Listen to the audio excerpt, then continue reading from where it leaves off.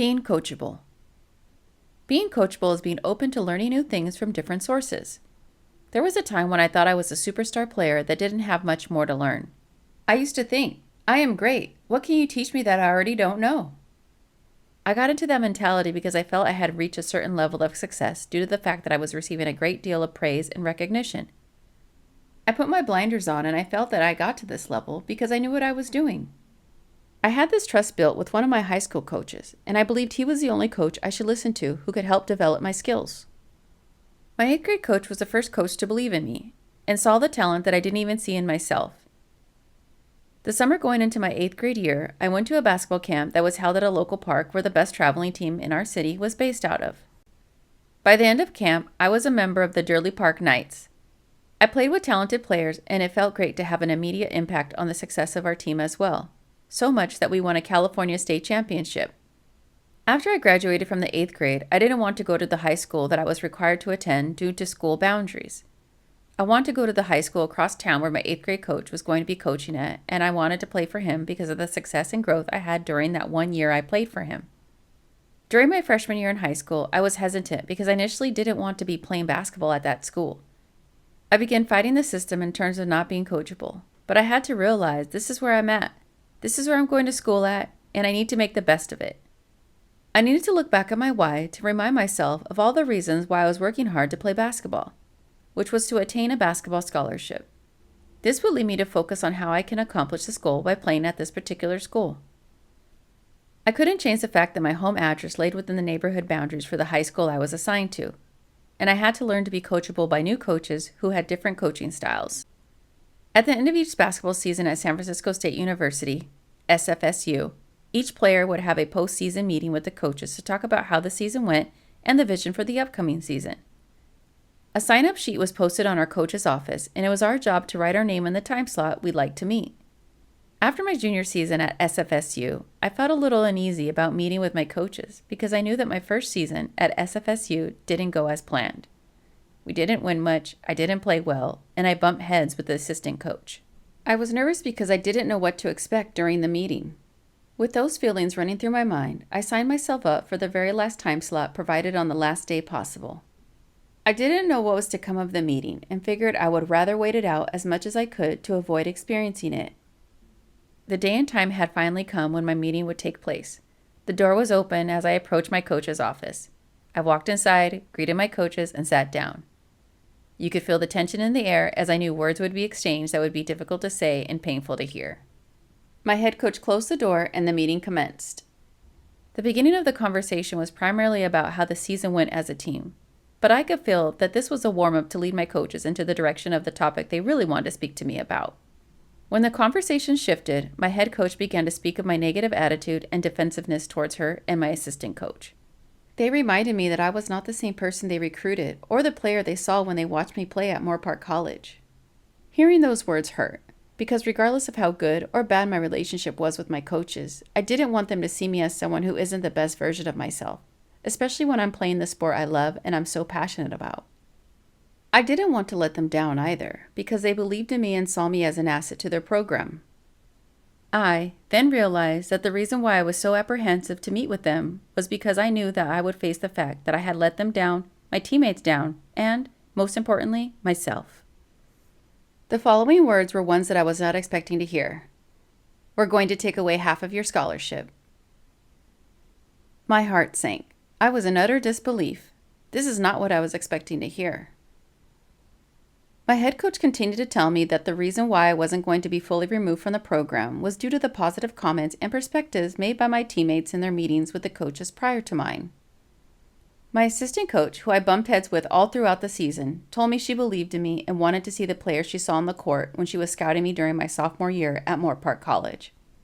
The player who wore her knee pads, a leader, and the captain of her team.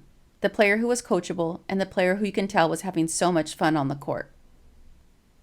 I told both of my coaches that I was committed to growing as a person and player, not just for my coaches, but for my teammates. I was humbled to know that my teammates still believed in me and wanted me there, and it was their voices that had the biggest impact on my future to remain a member of the San Francisco State women's basketball team. I've always loved each of my teammates on all the different teams that I played on throughout the course of my life since I started playing basketball. But this experience truly showed me the importance of the relationships that are built on teams.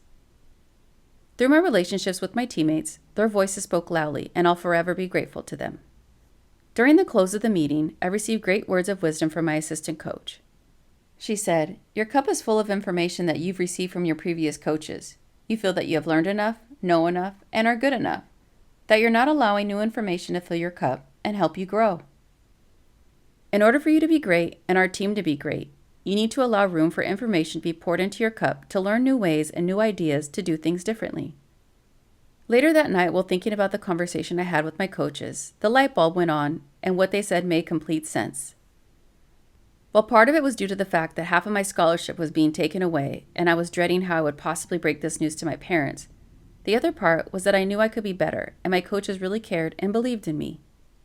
I knew internally that I didn't want to let myself or my coaches down. I reminded myself of the countless hours I dedicated to the game of basketball since I was 11 years old, and I didn't want to let myself down when I wasn't living up to my full potential. While reflecting on everything, I realized all the more that my teammates believed in me. Reflecting back, I now realize that it was during that once dreaded conversation in my coach's office that changed everything and ultimately changed my life. I really wanted to become accountable for my actions and to make room for new information be poured into my cup. I wanted to be a better person, player, and teammate. I realized I had my walls up for an entire season, rejecting new ways of doing things, which not only hindered me, but my team as well. That next season, I began to allow new ideas and information in, especially from my coaches, who I rejected the season before. When I allowed the information in, I learned to trust my coaches and believe they wanted to win just as much as I did. I had so much fun that season with my teammates, and I built a better relationship with my coaches. Being coachable is an important trait because you have to be open to new ways of doing things in order to improve, not just in sports, but in all areas of your life. Doing things the same way without being open or trying out new ways can hinder your path to having longevity in your success. You might get results, but you'll plateau because you'll only reach a certain level of accomplishment. In order to keep climbing the mountain to reach new heights, you have to tweak your approach and do things a little bit differently to reach your goals. You might have to work a little harder, improve on skills that you already thought you were great at, and become more open-minded as to who you learn from. In junior high, our team only practiced after school. But when I got to high school, I had to be coachable to do things differently because I reached a different level of playing basketball than when I was in the 8th grade. In high school, our 6-period class was a physical education class used for practice. We also stayed after school for what seemed like hours, and we practiced on the weekends. During this time, I also had to commit to practicing on my own. Great players are made when no one is watching, such as when you're working on your craft outside of team training. While at SFSU, we had practice at 6 a.m. on school days. Some days we were in the swimming pool doing workouts at 6 a.m., had our day classes to attend, and still had practice later in the afternoon. Every coach has their own philosophy on how they feel things need to be done in order to be successful.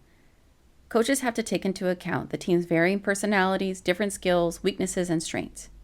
You need to remain focused on what you can control. Be accountable for those things and be coachable so that you best help your team succeed. Have you ever played on a team where there are 1 or 2 teammates who didn't want to listen to the coach or other teammates? Did you ever realize that if they did listen, your team might have won a certain game, or the team would have been a lot more fun to play on? You have to think about the big picture. When everyone on your team is on the same page, being open to being coached, trusting in what you're being told, and executing the plays, you'll begin to notice the progress your team will make. If a coach calls a play and 2 players on the court listen to your coach and the other 3 don't, your team is not going to be successful. When you play on a team, it's all about the team goal or goals. You have to remember that there are different avenues to get to where you want to go. Just like in your hometown, there might be different routes you can take to get to your favorite restaurant. If someone says, "Have you tried taking Lewis Road instead of Lake Lane to get to your favorite restaurant?" and you say no, maybe you'll want to try to see if it's a helpful alternative to the way you currently take to get to your destination. You won't know what works and what doesn't work for you unless you try. You may learn a more efficient way of doing something to achieve your goal. One of my key mottos in life is to work smart and efficient by keeping an open mind. In order to be a great player, you have to be coachable. You're going to go through different levels of your sport, and you will likely end up being coached by different people. If something doesn't work, part of being coachable is to communicate with who you're being coached by. Be respectful and honest with them if you feel that something isn't working. This will allow you and your coach to assess why you feel it's not beneficial for you. Is it because you're still fighting a new way of doing things? Or maybe you haven't mastered this new technique so that it makes you feel frustrated, and in turn you automatically want to give up, which makes you feel it's not working. Once you express your concern, continue to maintain a coachable mindset to allow a solution to generate so that you may move forward towards your goal. Don't shut something down just because it doesn't work the first time. My freshman year of high school, my coach was teaching me how to properly shoot free throws and to shoot the basketball, in general. During a game, he told me that when I shot free throws, I could not touch the ball with my left hand, which is my guide hand. I was nervous about this tactic as I approached the free throw line after getting fouled. I shot the ball and it hit nothing but air. I definitely wasn't confident in myself while shooting that way. During the second free throw, I touched the ball with my left hand the way I would normally shoot the ball because I didn't want to miss another shot and become embarrassed. I was immediately taken out of the game for not following my coach's instructions. My coach had a valid reason behind this method, which, at the time, I felt was madness. By becoming coachable, I was able to trust his methods, not just for immediate success, but for long-term success. Over time, I improved and I was allowed to use my left hand as a guide hand when I shot my free throws. I became a better free throw shooter, which was beneficial for me because I was a player that would get to the free throw line a lot during games. My coach had a vision and I had to trust him and the process. In essence, I had to be coachable. I had to be open to learning something different that I wasn't used to doing or comfortable with. Being coachable is stepping outside your comfort zone to bring in new information and ideas in pursuit of your success. Being coachable isn't just a lesson in sports, but a lesson in life. When you're asked to try something new, don't give half effort and try not to make it work because you already think that it doesn't work or that you don't want it to work. Always remember, whenever there is a lack of effort in anything you do, you're more than likely to see insufficient results. If your coach says, force a player you're guarding to the left because they can't dribble with their left hand, you force them left but you don't play defense to the best of your ability, and they blow by you. Then you think to yourself, I knew that wasn't going to work. When things don't go well, first ask yourself if you are being accountable in the effort you gave. Being coachable is giving 100% effort. When a coach asks you to do something, give it your all. A coach will only ask you to do something if they believe you're capable of accomplishing it. A coach wouldn't ask you to do something if they didn't think you could do it. Be appreciative that your coach is asking you to elevate your game by stepping outside of your comfort zone. You might not get it right the first time, but if you keep practicing while giving 100% effort, in time, you'll see that you are capable of achieving it. The same principle applies to achieving your goals outside of sports. In life, you're going to be asked to do things you don't want to do. The key is not to dwell on what you don't want, but to focus on what you'll gain from your actions. There will be times when you don't see the results right away and you may want to give up, but know that every action you take will be a stepping stone in your journey towards your purpose in life. Being coachable is a mindset, and it doesn't always relate to being coached by someone else. The coaching you receive may come from inside of you at many different times in your life. In fact, the person we give greatest resistance to is our own inner selves. In order to listen to yourself, you must be completely honest with yourself. Speaking from experience is one of the hardest things I've had to do. In order to truly reach great heights, you will have to be your own coach in sports and life. You may have a great mentor or coach, but when it comes down to taking the action steps necessary, who will you always have to rely on? The one and only you. You may be taught by the best coaches on how to shoot, dribble, run, kick, and throw, but who must you rely on to take action and give 100% effort, day in and day out? Being coachable is truly about trust. You have to trust in your mentors and coaches to listen to their instructions, knowing they have your best interest in mind. Most importantly, you're going to have to trust and believe in yourself, knowing that you're taking and making beneficial decisions and actions towards reaching your full potential. During an actual game, who is out there on the field or court making decisions that are advantageous to you and your team? In order to be the best, you'll have to be a very honest coach to yourself in getting the best out of yourself. Being coachable is knowing there will be bumps and obstacles that you will need to get over in order to get where you want to go. It's not going to be a straight and easy path towards reaching your goals. When something doesn't go the way you originally planned, you must remain focused on what you learned from the experience and continue to keep your mind open to other approaches in order to attain a different outcome, because you will encounter a similar experience again. If you were a star player when you were in junior high, when you get to high school, you're going to have to enhance your skills. Are you willing to do what it will take to improve? Are you willing to get stronger by going into the weight room? In order to improve from where you're at, You're going to have to do some things differently and be open to doing things you haven't done before. When you get to college, you're going to take a different path to improve your game even more compared to what you did in high school. If you want to take your game to the next level, then you're going to have to continue to be open towards being coachable and expand your mind to new ways to improve.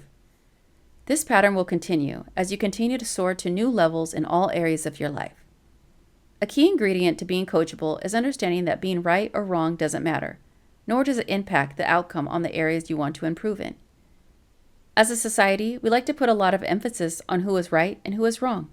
The person who is right usually wants to reiterate to a person or group that they're right and receive acknowledgement of their righteousness. The person or persons on the opposite end tend not to have a warm response at being told they are wrong. With the mindset of always having to emphasize when you're right and when others are wrong, it creates an environment where others may become defensive or off-put over what you have to say. This may also cause others to create a mindset to focus on when you're wrong. Nothing of significance will be created for you if every member of your team has a focus of highlighting one another's wrongs. In life and in sports, being right or wrong is entirely irrelevant.